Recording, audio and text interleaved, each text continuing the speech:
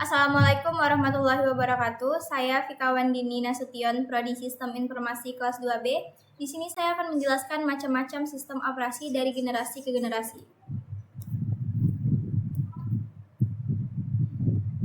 Sistem operasi atau Operating System atau OS adalah perangkat lunak utama dalam sebuah komputer yang bertugas mengatur seluruh kerja sistem. OS menjadi penghubung antara perangkat keras atau hardware seperti keyboard, mouse, dan prosesor dengan pengguna user. Tanpa sistem operasi, komputer tidak dapat digunakan secara efektif.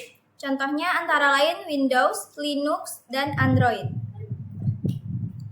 Adapun fungsi dari sistem operasi yaitu untuk mengatur proses, yaitu mengelola jalannya program agar bisa berjalan secara bersamaan tanpa konflik.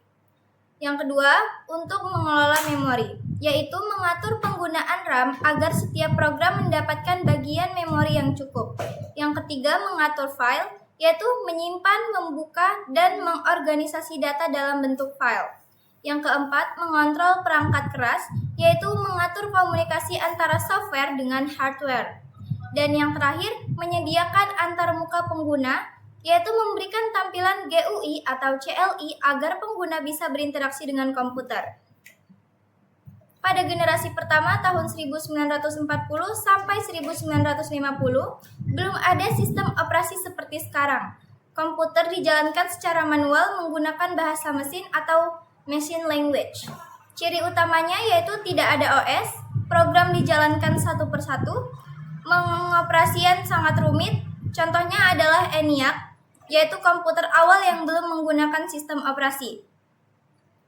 Selanjutnya pada generasi kedua tahun 1950 sampai 1960-an mulai muncul sistem operasi sederhana dengan konsep batch purchasing, yaitu program dijalankan secara berkelompok tanpa interaksi langsung dengan pengguna. Ciri-cirinya dia tidak interaktif, menggunakan kartu berlubang, lebih efisien dibanding generasi pertama. Contohnya GMNAA, I atau O, atau IBSYS.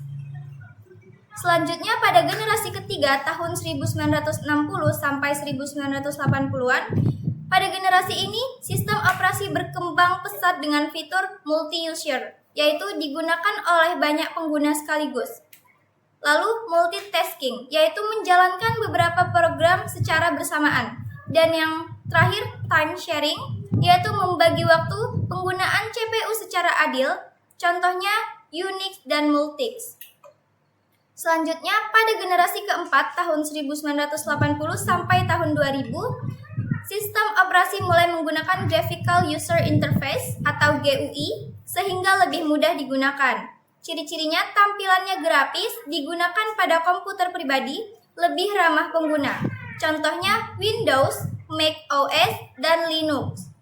Selanjutnya pada generasi kelima, yaitu tahun 2000 sampai sekarang ini, atau yang bisa disebut dengan era modern, sistem operasi semakin canggih dengan dukungan teknologi terbaru. Digunakan pada perangkat mobile dan cloud, terhubung dengan internet, dan mulai memanfaatkan kecerdasan buatan atau yang sering kita sebut dengan AI. Contohnya Android, iOS, dan Chrome. Adapun jenis-jenis sistem operasi yaitu standalone OS, digunakan pada komputer pribadi, contohnya Windows dan Linux. Selanjutnya, Network OS digunakan untuk mengelola jaringan komputer. Dan Mobile OS digunakan pada smartphone, contohnya Android dan iOS. Dan yang terakhir, Embedded OS digunakan pada perangkat khusus seperti mesin cuci atau ATM. Sedangkan kelebihan sistem operasi yaitu lebih mudah digunakan karena tampilan yang intuitif. Keamanannya lebih baik untuk melindungi data pengguna dan mendukung banyak aplikasi untuk berbagai kebutuhan. Dan juga dapat terhubung dengan internet untuk akses informasi dan komunikasi secara global.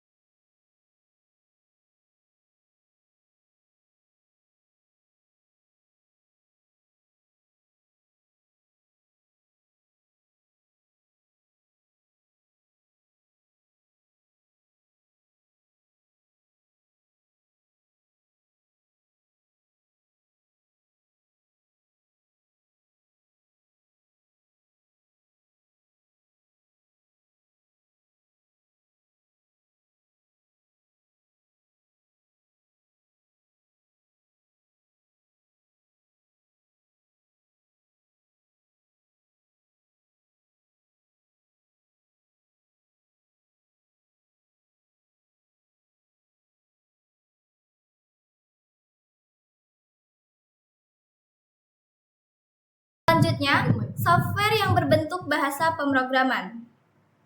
Pengertian software. Software adalah perangkat lunak yang digunakan untuk menjalankan komputer, terdiri dari berbagai jenis, salah satunya bahasa pemrograman, yaitu berfungsi untuk memberi instruksi kepada komputer. Adapun fungsi dari software, yaitu untuk mengontrol perangkat keras atau hardware, dan menyediakan antarmuka bagi pengguna, mengolah data menjadi informasi, dan membantu pekerjaan manusia. Jenis software yang berbentuk bahasa pemrograman. Yang pertama, bahasa pemrograman tingkat rendah atau low-level language. Bahasa pemrograman tingkat rendah adalah bahasa yang sangat dekat dengan bahasa mesin atau perangkat keras atau hardware. Instruksi yang digunakan hampir sama dengan cara kerja komputer sehingga program dapat berjalan secara cepat dan efisien. Contohnya, bahasa mesin atau machine language menggunakan kode biner 0 dan 1. Contoh lainnya, assembly menggunakan simbol atau singkatan untuk mempermudah penulisan bahasa mesin. Yang kedua, bahasa pemrograman tingkat menengah atau middle level language. Bahasa pemrograman tingkat menengah merupakan gabungan antar bahasa tingkat rendah dan tingkat tinggi. Bahasa ini mampu berinteraksi langsung dengan hardware, tetapi juga memiliki sintaks yang lebih mudah dibanding bahasa tingkat rendah lainnya. Contohnya, C sering digunakan untuk membuat sistem operasi, embedded system, dan aplikasi. Dan yang ketiga atau yang terakhir, bahasa pemrograman tingkat tinggi atau high level language.